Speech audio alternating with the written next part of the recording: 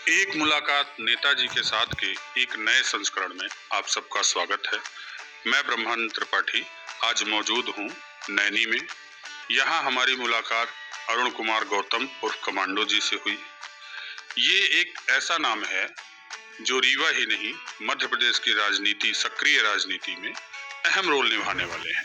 दुर्दशा ऐसी है होती जैसे हो नालास की, क्या कहूँ क्या वेदना जेल के आवास की। बधाई दे रहे हैं। ये बधाई का पात्र मैं नहीं हूँ, ये त्योंथर रीवा के जनता की जीत है और बधाई का पात्र त्योंथर और रीवा की जनता है। और आपका चैनल भी बधाई का पात्र है, जो कि आपके चैनल के माध्यम से सभी लोगों को पता चला कि मैं कब जेल गया, मैं जेल से बाहर कब आया। तो मैं आपके चैनल को भी बधाई देता हूं और अपने जनता जनार्दन, किसान, गरीब, मजदूर, मजलूम जितने भी लोग हैं, मैं उनको सबका शुक्रगुजार हूं और बहुत बहुत उनको बधाई देता हूं और उनके उज्जवल भविष्य का कामना करता हूं। धन्यवाद भाई साहब। मेरा या ये कह लें कि जनता का ये सवाल है, आप 5 महीने जेल में रहे, आपके ऊपर रासुका जैसी संगीन धाराएं लगाई गई।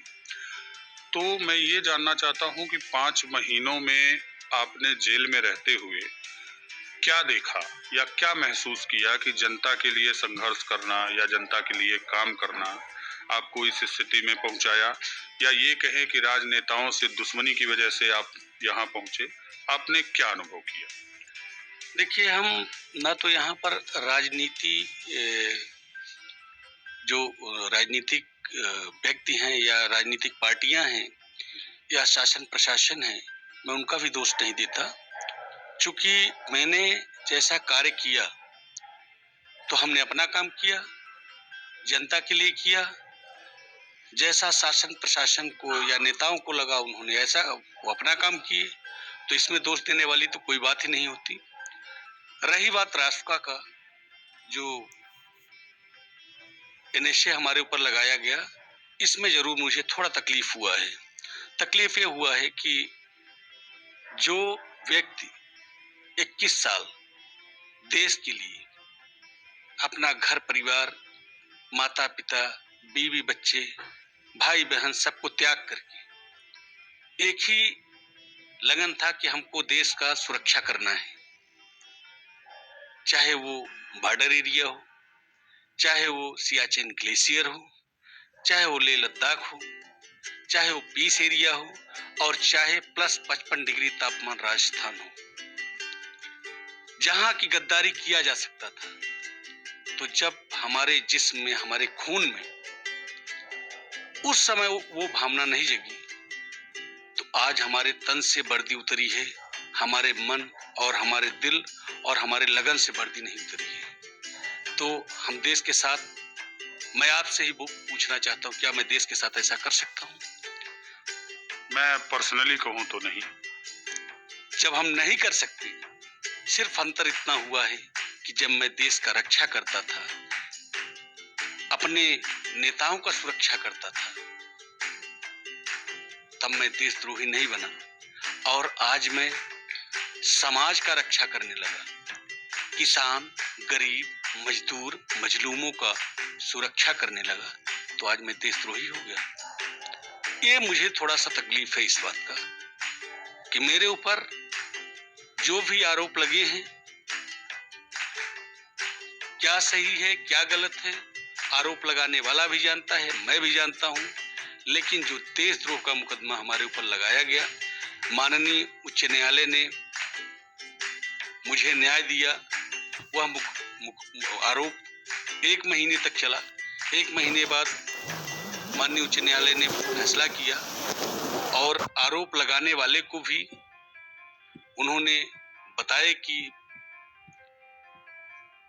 जो रासुका है वो लगाया किसके ऊपर जाता है, आप रासुका इनके ऊपर कैसे लगाए। तो रासुका में मुझे थोड़ा तकलीफ हुआ था।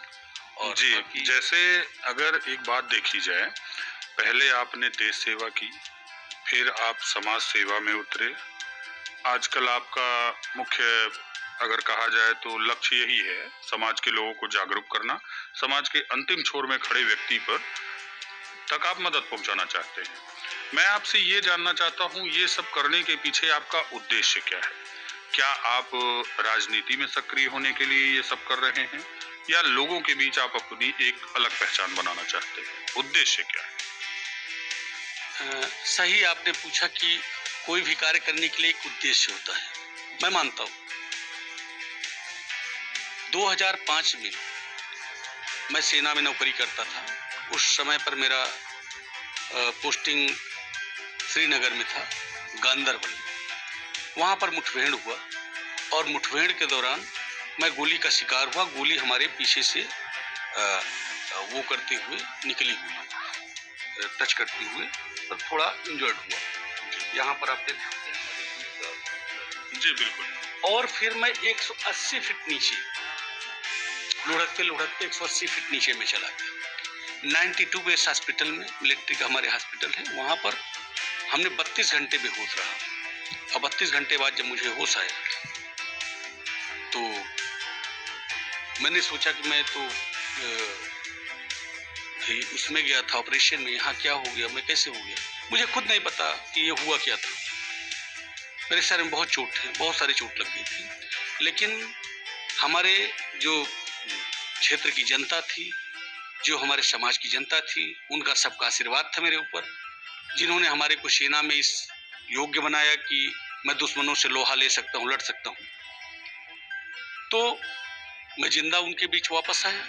तो मेरा उद्देश्य था कि जब मैं जिंदा होकर के वापस जाऊंगा, जब मैं हॉस्पिटल से एकदम बिल्कुल स्वस्थ हुआ, और उस टाइम पर जब अस्वस्थ था तब से मेरे प्लान में अचानक दिमाग में चलने लगा कि जब भी मैं स्वस्थ होकर के जब मैं अपने गृह ग्राम में जाऊंगा तो सेम सेना की भांति इसी ईमानदारी, इसी निस्वार्थ की भाव से जनता का सेवा करूंगा। और हमारा कोई राजनीतिक मुद्दा नहीं, कोई लालच का मुद्दा नहीं। जनता के आशीर्वाद से रोटी, कपड़ा और मकान चाहिए, वो रोटी भी मिल रही है, कपड़ा भी मिल रहा है, मकान भी है। हमारा कोई राजनीतिक उद्देश्य तो बहुत दूर दूर तक नहीं है। और अब इससे बेहतर, जनता से बेहतर तो और इसको कोई बता ही नहीं सकती कि मैं लालची हूँ या तो राजनीति का कोई नशा हमारे पास सवार है, और या तो निस्वार्थ भाव है। जैसे मैं आपको रोकना चाहूंगा। आप ये कह रहे हैं कि जन सेवा ही आपका मुख्य उद्देश्य है। तो अगर मान लीजिए जनता कल को आपसे उम्मीद करती है कि आप राजनीति में सक्रिय हों, तो क्या जनता की उम्मीदों को आप ऐसे ही तोड़ देंगे, या राजनीति में आना चाहते हैं? जनता के लिए तन, मन, धन और लगन। आप ये सोचिए कि जब मैं 5 माह केंद्रीय जेल रीवा में कारावास में रहकर जनता से दूर रहा, अपने परिवार के लाड प्यार, जो हमारी बीवी थी, जो हमारे छोटे छोटे बच्चे थे, मुझे जब पुलिस उठाई थी तो उस टाइम पर मेरे बच्चे रो रहे थे और यही बोल रहे थे कि अंकल, हमारी मम्मी घर में नहीं है, पापा जी को आप छोड़ दीजिए। मैं पापा जी को आप जहाँ बोलोगे मम्मी को बुला लूंगा, मैं थाने में पापा जी को भेज दूंगा, अंकल जी छोड़ दीजिए। मेरे बच्चे रोते रहे, मैं चला गया यहाँ से। मुझे उस समय तकलीफ हुआ कि मेरे को अगर समाज में उतरना था और ये सब लाइन अपनाना था तो हमको जरूर सन्यासी का रूप धारण करना चाहिए और सब कुछ छोड़ देना चाहिए। और 5 महीने सत्यता ये है, आप केंद्रीय जेल रीवा के अधीक्षक से, जेलर से, या जो भी अधिकारी हैं, आप वहाँ पर भी पूछ सकते हैं। मैंने एक सन्यासी की भांति वहाँ पर भी अपना समय निकाला है और यही मदद करता था। किसी के पास चड्डी नहीं रहती थी, बनियान नहीं रहती थी, चप्पल नहीं रहती थी, अभी ठंडी आ गई थी, टोपा नहीं रहता था, इनर नहीं रहता था। आप पूछ सकते हैं, मैं वहाँ पर भी मंगा करके मुलाकात जब हमारी आती थी तो बोलता था कि ऐसे कर दीजिए। मतलब वहाँ पर भी मैं डिमांड देता था कि यार 10 पीस ये ले आ देना, 10 पीस ये ले आ देना, 2 पीस ये ले आ देना। तो लगता था कि हम भाई हमको भी पता था कि हमारा परिवार दुख का सामना कर रहा है, लेकिन मैं यहाँ पर जेल में भी आकर के और उनको डिमांड दे रहा हूँ कि ऐसा कर दीजिए, ऐसा कर दीजिए, फलाना बहुत परेशान है, उसके पास कुछ नहीं है। तो कुल मिलाकर के ये है कि हमने जो अपने हमारा भाई एक दिल्ली में तैयारी कर रहा था, हमने उसका समय बर्बाद किया। मुझे पता है मैं उसके भविष्य के साथ खिलवाड़ कर रहा हूँ।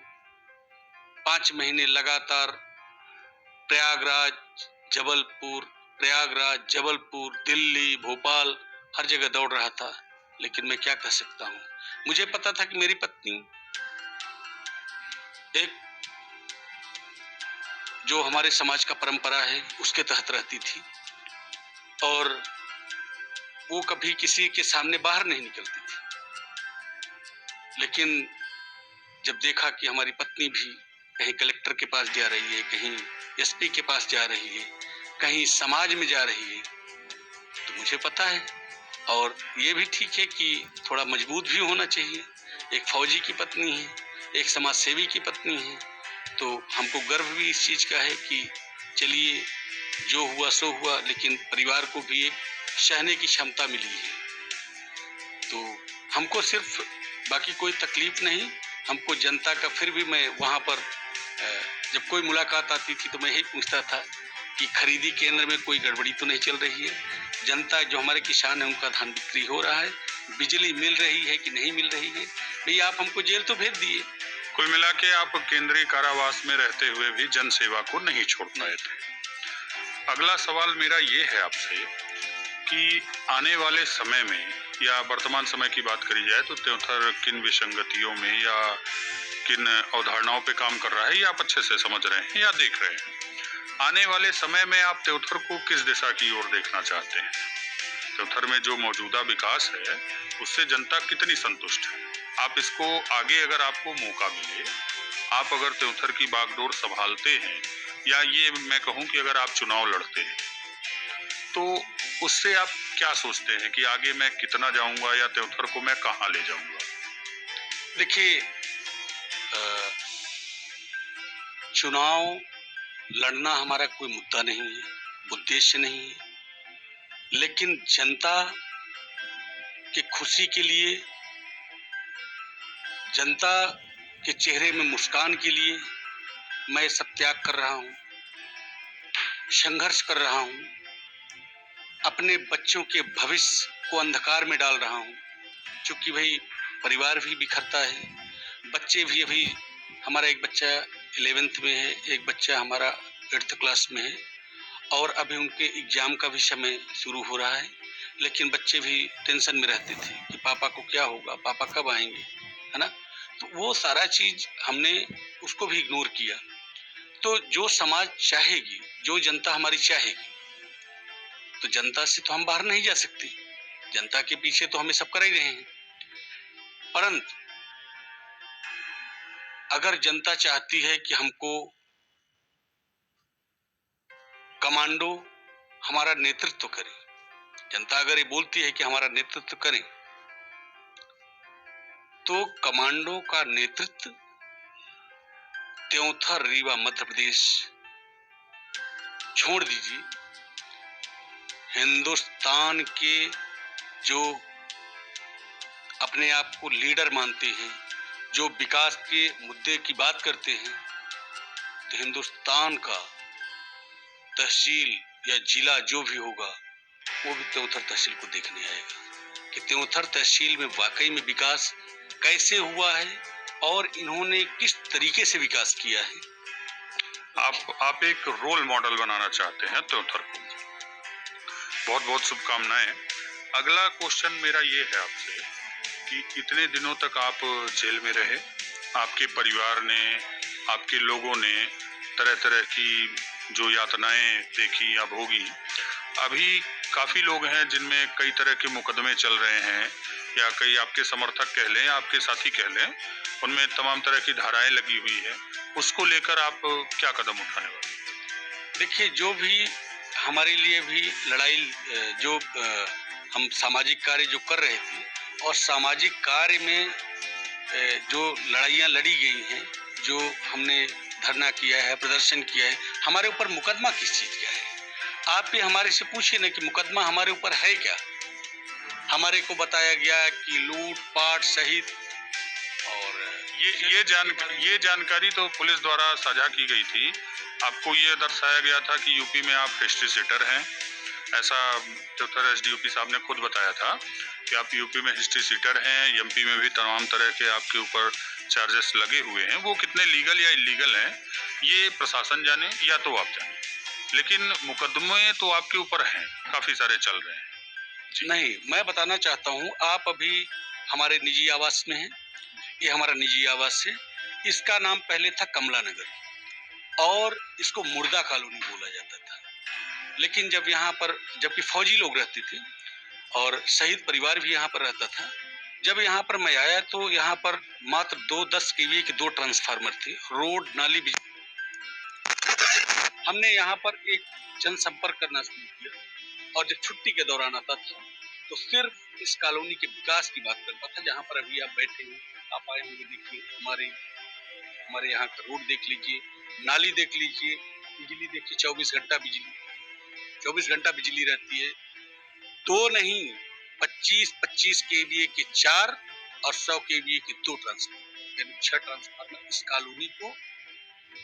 इस कॉलोनी के लिए लड़ाई लड़के हम और हमारे जो जवान साथी थे, यहाँ के निवासरत जो कॉलोनी वाले थे, हम लोगों ने लड़ाई लड़ करके यहाँ 84 पोल और 6 ट्रांसफार्मर लगा करके इसका लोगों ने नाम कमला नगर से रख करके बदल करके कमांडो नगर रख दिया। अब जो यहाँ के स्थानीय निवासी, जो यहाँ के बॉस थे, उनको जलन होगी कि नहीं होगी? उन्होंने द्वेषपूर्वक कार्रवाई करते हुए, कहीं नाली बनाते समय किसी का फसेल टूट रहा है, वो मुकदमा लिखवाया गया। कहीं बिजली विभाग को इन्वॉल्व करके उनका मुकदमा लिखवाया गया। कहीं बोले कि घर में घुस गए थे। भाई, जितना उनसे बना, हम तो एक फौजी आदमी, हमको तो पता नहीं मुकदमा होता क्या है। हमको तो सिर्फ हमारा कार्य करना, लोगों का विकास करना, लोगों के विकास में सहयोग करना, हमारा वही मात्र उद्देश्य है। मतलब कम शब्दों में कहा जाए तो समाज सेवा के दौरान किए गए कार्यों का ही मुकदमा आप पे चल रहा है। और व्यक्तिगत हमारा आज तक न किसी के साथ मारपीट हुआ है। मैं आपको ये भी बता दूं कि जो एई के साथ घटना दिया गया, वो भी हमारा विवाद नहीं। जिससे आपने एई की बात की, एक वाकया मुझे याद आया। ये सवाल मैंने कई लोगों से पूछा था।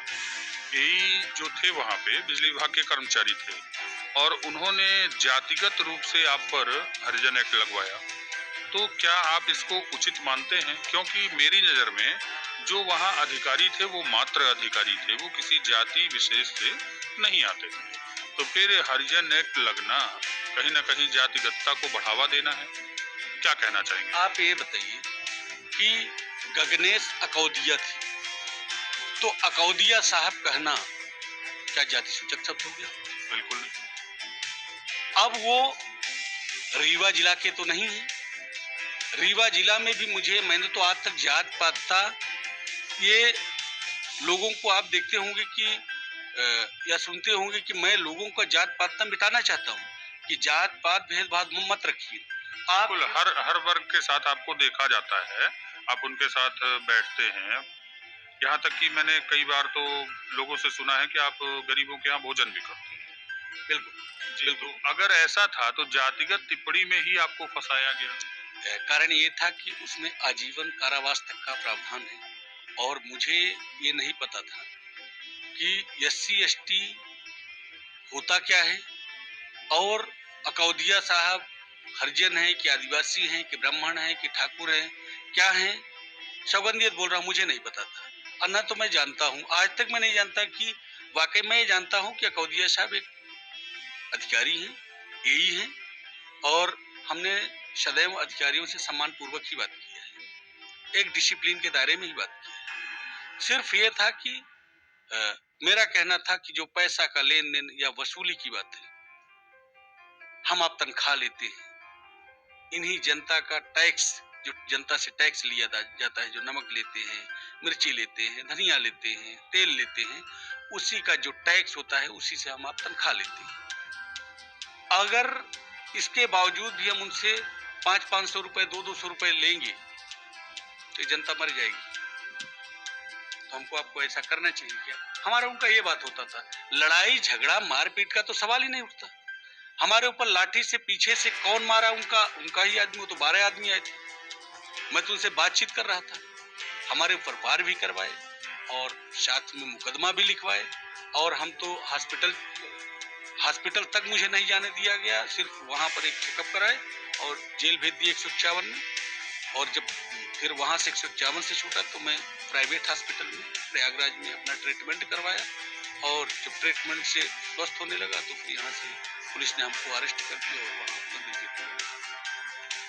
ये जो घटनाक्रम आपके साथ हुआ, रासुका की कार्रवाई, जेल भेजना, इसका दोषी आप किसी को मानते हैं? किसी को नहीं, इसमें किसी का दोष नहीं। जो कुछ हुआ, जैसे जनता के बीच में नेताओं के नाम आते हैं, प्रशासनिक अधिकारियों के नाम आते हैं, तो क्या उनकी पर्सनल दुश्मनी की वजह से ऐसा कुछ हुआ, आप ये मानते हैं क्या? नहीं मानता, इसलिए कि न तो हमारा किसी नेताओं से कोई दुश्मनी थी और न ही प्रशासन से हमारा कोई दुश्मनी था। ये एक